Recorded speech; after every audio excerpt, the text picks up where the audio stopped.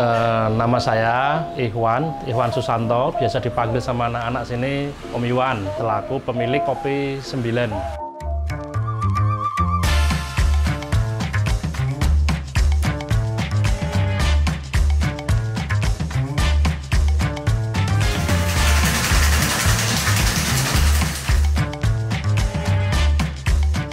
Belum 2017, saya kan biasanya tadi arsitek ya. Sering ketemu klien-klien di coffee shop zaman dulu. Tapi coffee shop zaman dulu kan nggak sehingar-bingar sekarang. Kayaknya dengan alunan musik yang santai, enak, ketemu klien. Nah, terus tercetuslah kepikiran, kayaknya enak ya punya coffee shop yang tenang gini.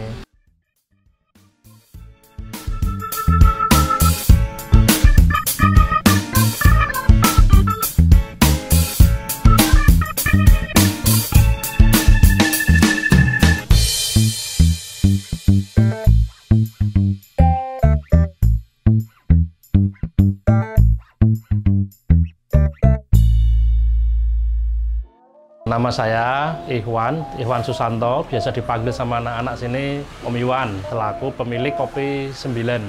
Sebelum terrealisasi tahun 2017 itu Kopi 9 memulainya dengan kopi naik sepeda, kopi keliling. Di Malioboro dulu jualannya. Nah, namanya Starbucks, plesetan Starbucks, tapi Starbucks. Tahun 2017 itu 2008 gitu ya, 2008. Terus vakum, tutup, sempat tutup, ya latihan lah, intinya latihan. Terus 2017 itu memberanikan diri membuka di belakang, bukan di sini. Di belakang ukuran 3x6 dengan modal awal itu 2.500.000, benar-benar 2.500.000 itu untuk beli alat, 500 itu untuk beli bahan baku. Terus dari tahun 2017 itu kita memberanikan diri buka di belakang, yang di jalan gang itu nggak ada petanya gitu. Jadi orang jarang tahu kita di sini gitu. Ya sudah, kita buka di belakang setahun, ternyata banyak yang suka karena dulu tidak berdasarkan untung atau rugi, tapi berani dulu.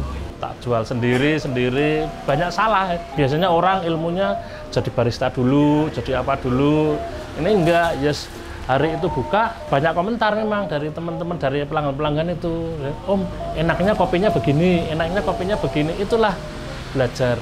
Ya sudah, itu butuh beberapa bulan.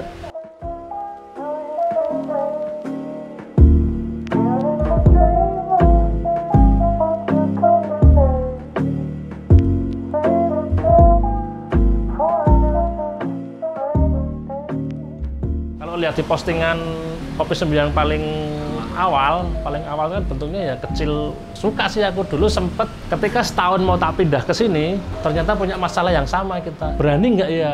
Ketika aku merubah sedikit di sini, jangan-jangan nanti pelanggan pergi gitu kan. Kita lama, aku udah jadi ini buka lama itu, nggak berani. Sama ketakutannya sama. Begitu sore hari gini, aku nyalain lampu, tek sambil ngelihat gitu kan. Ternyata di depan itu pelanggan-pelanggan yang lama itu udah jajar di depan, Mas. Terus kopinya udah buka gitu kan. Mereka masuk ke sini ya. Terus ada yang, wah ini kurang ini Om, kurang ini, bagus ini, kurang ini. Mereka ada yang nyumbang speaker, nyumbang lampu, nyumbang timbangan. Gitu, Kopi 9 itu begitu. Tumbuhnya dari para anak-anak muda, dari anak-anak muda yang dulu ya, periode yang dulu, itu Kopi 9 itu bagi mereka itu rumah kedua.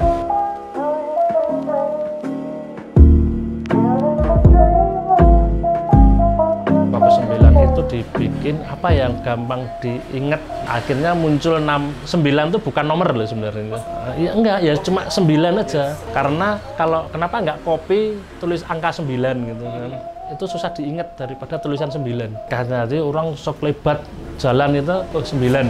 Gampang termemori gitu. Filosofinya ya awalnya rumah ini dan 18. Tahu tak ate-ate masuk kopi 18 gitu kan. Udah 9 aja lah, terus kita cari kenapa kok ada tulisannya Kopi 9, bukan 9 tapi Kopi 9. Ya terus ya karena dia ada di belakang waktu itu, biar orang tahu, jadi brandnya apa namanya, ya Kopi 9.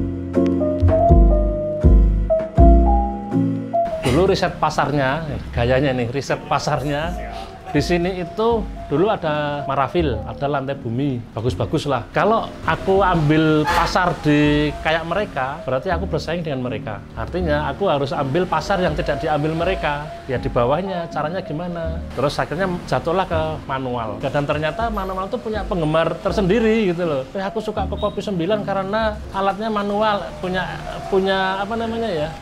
Oh caranya bikin begini, milihnya begini, dan akhirnya menjadi motivasi anak-anak muda untuk wah aku nggak perlu bisa, aku nggak perlu modal yang besar, aku bisa kok. Gitu.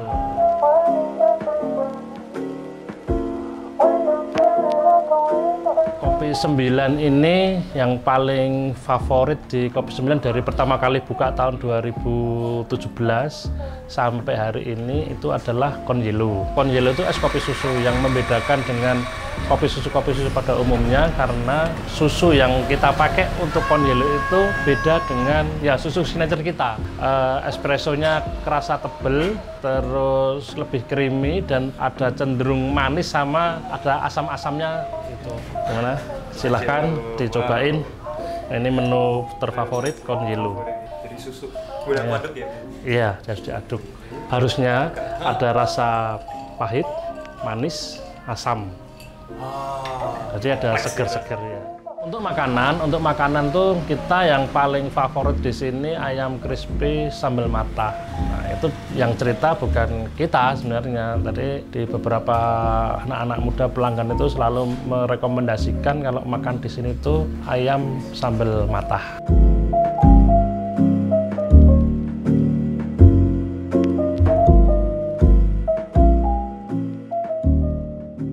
Pandemi, aku sendiri kena COVID, libur, barista udah pada ada yang pergi, tapi begitu kita buka, mereka kesini lagi. Tuh, Om kapan kita buka lagi nih, gitu kan? Yaudahlah, yang penting kita modenya bertahan dulu deh, gitu kan? Waktu itu kita jujur-jujurin aja, kita pernah menghitung untuk impas ya, untuk pas itu kita ngitung belanja ini, gaji ini untuk listrik segala macam. Termasuk buat aku makan katakanlah ya, itu di berapa sih gitu kan? Oh di 12 juta nih, di 12 juta tuh kita nggak untung, nggak rugi. Oke kita bertahan di situ dulu bisa nggak? Gitu kan, tak ajarin anak. Kita coba gitu kan. Nah sampai kita bikin menu baru es yang kita bikin ini kita bikin beku, es kayak es lilin namanya es pensil. Di luar ekspektasi mas, itu kenceng banget. Jadi kita punya freezer sekota itu penuh nanti habis kita kirim ke Purworejo, Gombong, ke Jogja itu Jalan Wates, Magelang itu kita kirimi. Terus kita ngajar target katakanlah sehari 500 nih contohnya. Kok kurang 25.000? Berarti kita besok harus kejar 525. Terus salah satunya kita undang teman-teman influencer. Coba ini bertahan. Jadi habis dari 12 juta, 15 juta, 17 juta, kita ke target yang di atas 20 ya. Gimana Om ini? Bisa lah. Oh caranya gimana? Kita breakdown nih, mamanya kita omset 30 juta, kita breakdown berarti sehari 1 juta nih mamanya ya. Oh kita berarti caranya yang kalau kita diem aja itu 20 juta, 10 jutanya kita kejar. Lewat promo kah, lewat ini kah, influencer kah, berhasil. Kita pernah punya 2 cabang. Tapi memang semuanya tutup, bukan karena nggak rame mas, bukan karena nggak laku, tapi di manajemen yang nggak gampang. Kopi 9 itu rencananya jangka panjangnya, kita ada punya jangka menengah, jangka panjang, betul. Jangka menengah ya otomatis kita sudah mau memperluas ini. Nah kalau cabang yang kita rencanakan itu sementara ini ada di Klaten. Kita sempat buka cabang itu kan KO tuh, tapi alat-alat sudah komplit. Nah, kita carilah di Klaten dengan konsep berbeda.